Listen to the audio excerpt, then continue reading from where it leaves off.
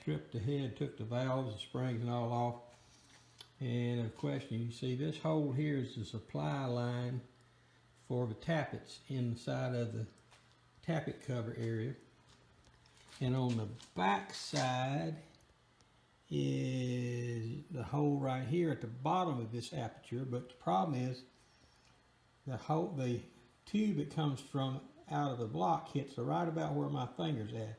So what I need to do is have a hole drilled from here through the head and exit right here on this hole, and then that way I can catch that copper tube as it comes here. Probably have to ease these edges a little more right there before I do it, and then run on through.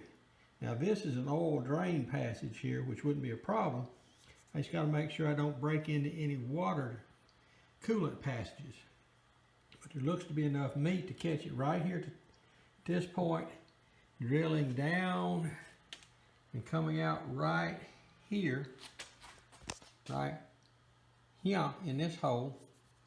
I think it can be done. We'll just have to see.